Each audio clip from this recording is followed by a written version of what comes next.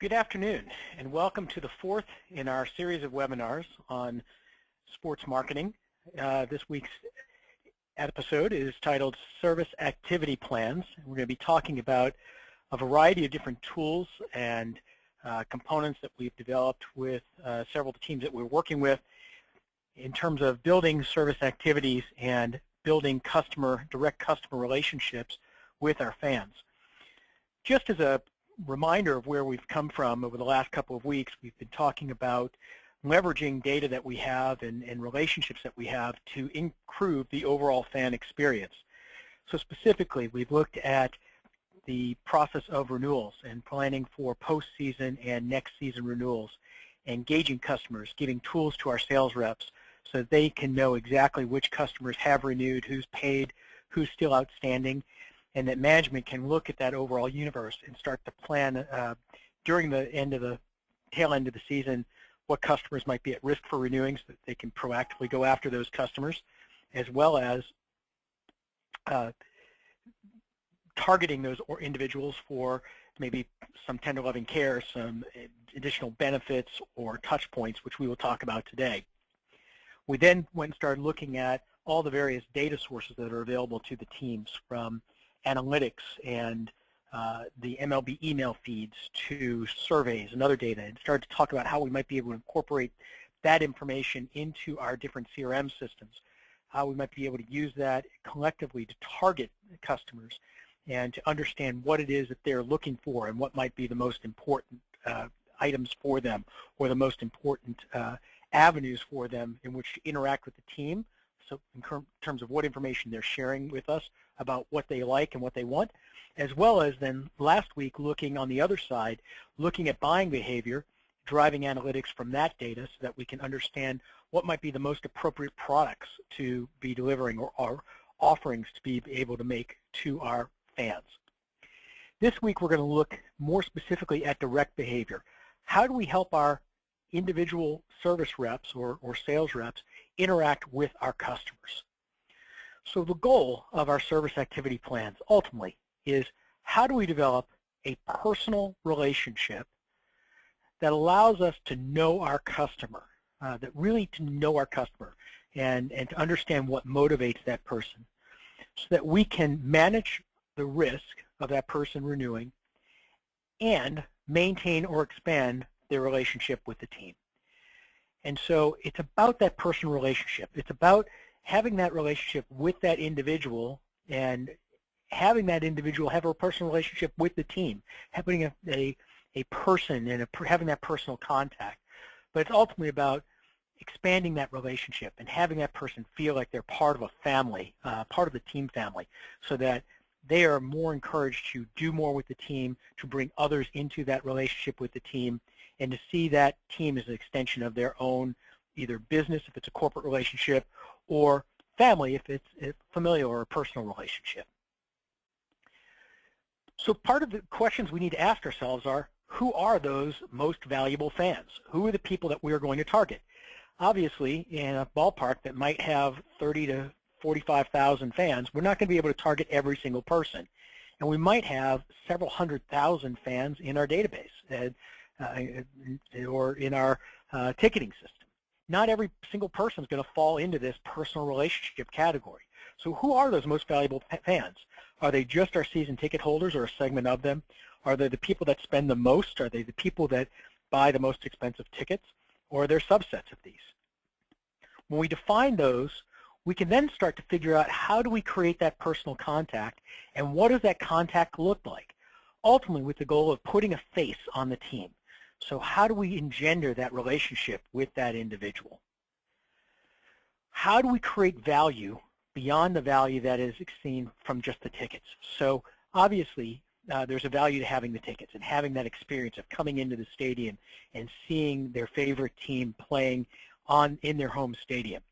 But what about events that they can be invited to? What about access to batting practice, or having the right of first refusal to upgrades of their tickets or to a new seating location? How do we create value and experience beyond just the value that they get from having their tickets? And finally, how do we create that sense of family, that sense of belonging? Could be as simple as things like a scoreboard message on their birthday or on their kid's birthday. Some special access they get, special access to an entrance to the park, or either before or after, special access to different areas, or some personal service and attention they get from their particular rep, going back to creating that personal contact and having that face that they have with the team. So in thinking about how do we develop this personal relationship, what tools do we have at our disposal? And this may not be a complete list, but these are a number of tools that we start to identify with different teams that they are using today to build that relationship. Benefits that they can offer customers, touch points or interactions that they have with the individual customer, events that they can be invited to, different activities, which might consist of phone calls, emails, surveys, different memories that they might have, which might be different experiences that they could have within the park or outside of the park, and maybe even others that you've defined for your own particular team or your own stadium. So let's take a look at these individually and break this out a little bit more. What is a touch point? A touch point is a direct interaction between a sales rep and a fan. And examples of this include an in-seat visit, where a rep may go and visit a fan directly in their seat to have a conversation with them, to get to know them, maybe to bring them a hot dog or to bring them a coupon to get into something. They might give them access to a club pass or some type of a ticket upgrade. Might give them a gift bag or some personalized gift from the team. It might also be an off-site visit. We'll we'll describe this in one of our examples in a second. Or it might be a personal note. The idea of a touch point is to create a direct relationship between that most valuable fan and this sales rep, and engendering that relationship, putting the face of the team, namely in the name of the sales rep, with that fan. So that fan understands that they could go to this sales rep and ask them a question. They have questions about their tickets, they get questions about access or anything they want. And some benefits about this is that the rep and therefore the team understands what is important to this customer and what motivates them. They build rapport with the customer and with their family, their friends, their coworkers, and whoever is coming to the stadium and to the game experience with that particular fan. It also provides a record of the personal interactions between the rep and the customer, if this is recorded. And we'll talk about why that becomes important later on.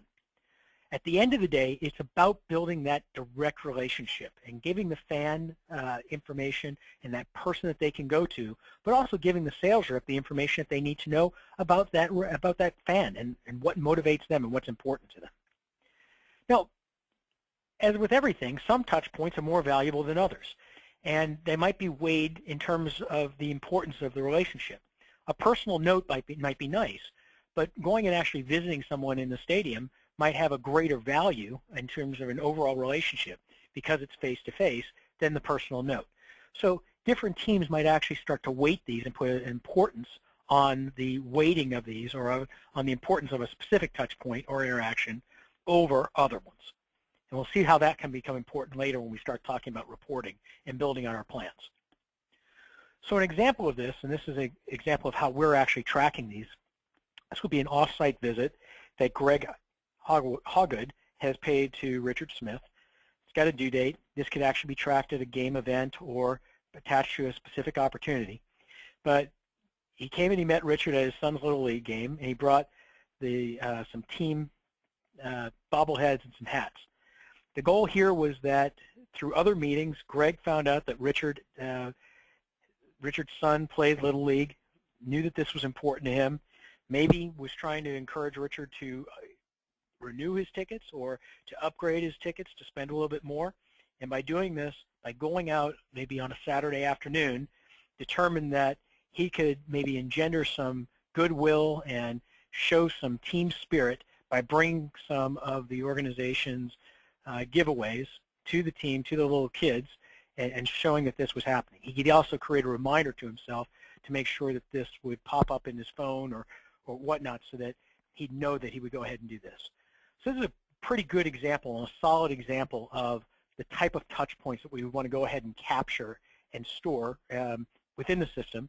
And again, we'll talk about why we'd want to store this for future reference, but capture and understand why we would want to have this to go and build that relationship. A benefit is more of an interaction between the team and the fan, but it has to be requested by someone. It generally starts off with the rep.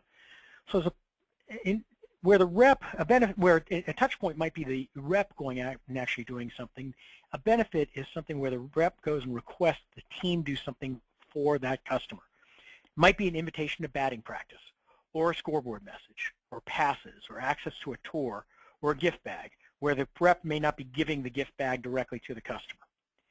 And in any of these cases, it's ultimately about doing something nice for the customer. This could be about just enhancing an existing relationship, or it could also be about repairing a damaged relationship. If the customer was upset about something, or if the customer is at risk for some reason, this could be a great way of reaching out to that customer and helping them feel special. It can also help you learn about what's important to that customer.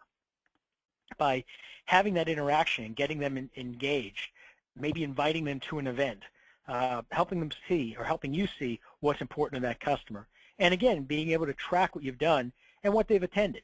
If you've invited someone to a specific event and they are or are not attending, that might tell you something about that customer's preferences. For example, if you're having a golf outing and they're not attending, but you have another outing that is for a Boy Scout event or something like that, and they are attending that, that might tell you something about them that will give you another edge in terms of working with that customer in future events.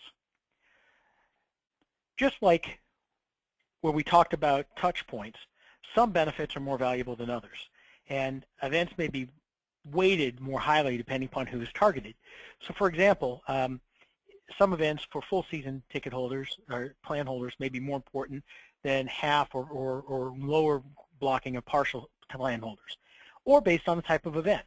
For example, if you're doing a campaign for people that have 10 games that maybe have only attended 6 of the 10 games, and you have low attendance, that may not necessarily suggest anything. For example, if they're not coming to games to begin with, and you have low attendance at this event, that may just be a corollary of the fact that you have low attendance. So you have to look at these things in context of who you're targeting and why you're targeting them and what your expected participation should be and the type of event. So there may be some weighting on the individual events or the individual benefits, and ultimately may be what you're trying to get out of them as an ultimate result. So an example of the benefits that we might look for, and each team might have their own list of events, some have fewer, some have more, is to go ahead and be able to track one or more of these. And the goal would be to have as many as might be needed. We don't want to necessarily overload and give everybody everything on their in every single interaction, but to be able to say maybe we want to give a scoreboard message and a gift bag for someone's birthday or anniversary, or if somebody's been a season ticket holder for 10 years or 20 years, we may want to reach out to them and do something special for them and get them a tour or access to a special batting practice or passes or something like that. So the rep would be able to come in and go ahead and select which options would be the most appropriate. And for example, if they picked in batting practice, they could say how many guests. If they wanted to do some gift bags for that, the number of gift bags. They had maybe guests under 15 or under 18, and who the guest names were. If they also wanted to go ahead and add something else, for example, access passes, they could put again the number of guests and if reservations were needed and if tickets needed to be delivered and if there was a message that wanted to be delivered. And finally, if there was an event, for example, a season ticket holder appreciation night, we could say whether they were invited and what their tier was, an A, B, or C invitation tier, whether they RSVP'd and whether they attended, and again, the guest names and the number of guests. So the goal here really is to just be able to track this, be able to send this off. This could then be approved by someone, let's say, in client services, and then forwarded off to the individual customer with a reminder sent over to the rep for what was most important or if there was something that they need to follow up on. For example, if someone was coming to an event or receiving passes or scoreboard message, we might also go ahead and create an interaction to say, go ahead and touch base with them. Maybe have an in-seat visit to make sure that you touch base with the individual fan to see make sure they received it and to talk to them as a result of this. What other interactions do we have? We have emails, phone calls, survey participation. And these may be as important or sometimes even more important if they are inbound versus outbound, because they can show a level of interest or participation on the part of the fan. What does that mean? Well, for example, if someone is contacting us inbound, they are sending us an email, they are calling us, they are sending in and taking the time to complete a survey, they are taking time out of their day to contact us and give us information. And these give us not only opportunities to build a relationship further, but they give us a level of information that shows a level of commitment for taking the time to share whatever news they have. So for example, if they tell you, I love coming to games, but I wish you had not done something, or I wish you had something.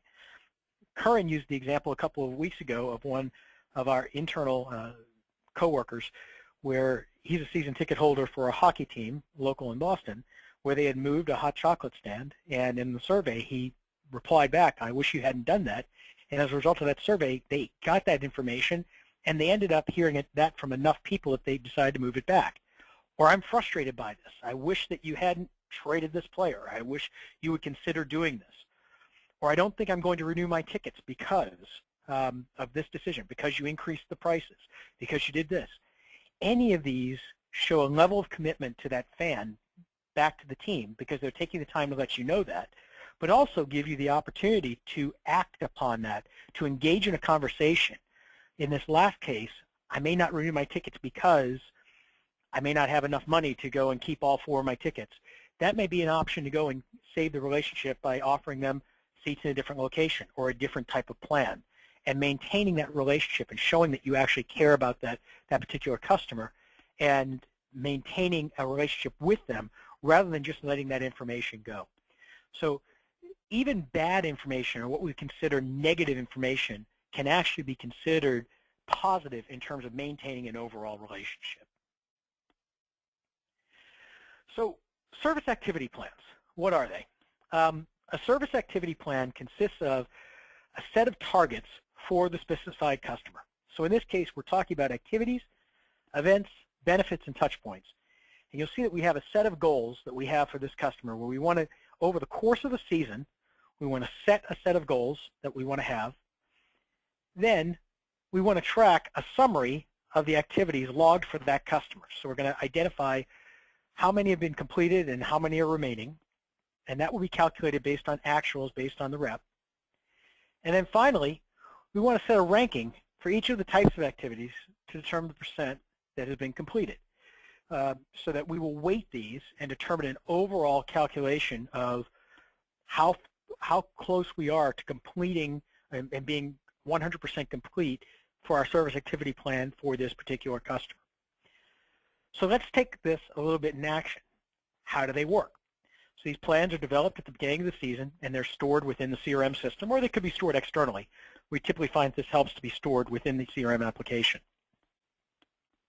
As activities, benefits, events, and touch points are logged, the plan is updated with that number of completed and remaining. And this is something that's done automatically for people behind the scenes on an ongoing basis. And then the ranking is used to apply a metric to the completed percentage. So it's weighting what we think is the most important. Touch points and benefits might be more important than inbound and outbound activities, and determine the percent to goal for this particular customer. So reps can see where they are for a specific account by taking a look at that actual score. So in this case, in this particular account, John is 56% complete for his goal for the season. Now, if John is 56% complete and we are 10 games into the season, that might be an indication that John is very aggressively going after this customer, maybe too aggressively, and that maybe he's just very friendly with this particular account holder and maybe should be spending his time elsewhere. So it's important to look at these scores in aggregate in terms of what is John doing with all of his customers, as well as what is John doing in terms of the entire course of the season. If we're 56% ahead and we're only at 20% of the season, that may not suggest that we're actually taking care of the customer, because we may be doing too much too soon, where there may be it may make more sense to spend more time focused on these customers and laying out some of these service activities or some of these gold activities closer toward the end of the season when we start getting into renewal season and start thinking about where this might have an impact on the risk of these customers renewing or moving into the postseason and buying their postseason tickets. So as part of this, managers can ultimately end up seeing where reps are in an aggregate toward their total goals. So here we're actually seeing that John is at about 58% of his total goal, where Tom is at 41% of his total goal. And again, depending upon where we are in the season, if we're right at the All-Star break, this might show that John and Richard are a little aggressive. Brian and Roger are right kind of where they should be, and Michael and Tom are maybe a little behind the 8 ball. And that might be just a little bit of bending and fluctuation in terms of where they should be. Where this becomes important is then to be able to look at the details and to see where each rep is in terms of their actual details and in terms of their actual accounts. So if we're looking at 58% on average, that may be fine, but we're seeing that we've got a couple of 74s, 71s, 60% in here. And again, that may be an indication that John is just really friendly with a couple of accounts and maybe spending way too much time with those accounts and maybe not enough with the others, and may want to focus on the ones that are in the 40s. What's good news here is that we don't see anybody that's below 44%, so it isn't like there's anyone that's really being neglected or not having any face time with John. So that's at least good. There may be others that we might want to look in where they're much lower than that. We'd want to say, hey, maybe you need to spend some time there and focus on those accounts because they're not getting your attention. We can also measure where they are in terms of the achievement of their goals. So part of looking at this is saying, of the total number that you've completed and the number that you have remaining, let's take a look at that, kind of see where you are as reps.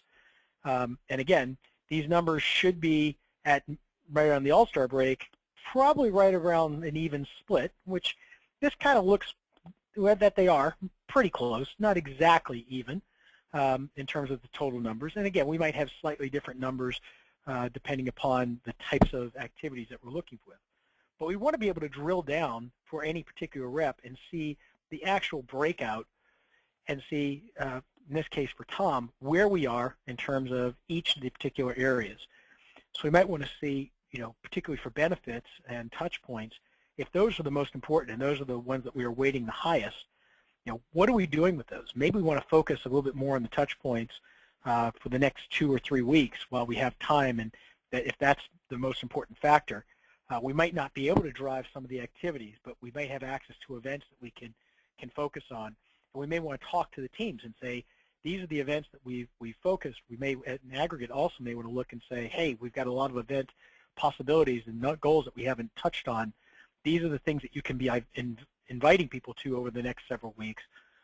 Let's think about that. Let's come up with proposals and with activities, events that we can invite people to that might be appropriate for your particular customers, so that we can, as a management team, support the reps, but also make sure that we're providing things that would be enticing for the fans to be able to go ahead and attend. So where are people taking this to the next step? And why would we do this? Why would we actually track these service activity plans? Well, ultimately, as I said at the beginning, it's about building that relationship with the fan and putting the face of the team on a particular individual. And a lot of teams are beginning to look at this as a way of driving the renewal process and helping to manage renewal risks. So some teams are actually taking and including a summary of all of these events and benefits with their renewal invoices. So we talked a little bit about the fact that when you get your invoice, there's the value of the tickets that you get, but somewhere lost in that conversation is the value that you get from just being a member of the fan club, a member of the team that has these tickets, where you get these events, access to different things, access to benefits, to the batting practice, to different passes, etc.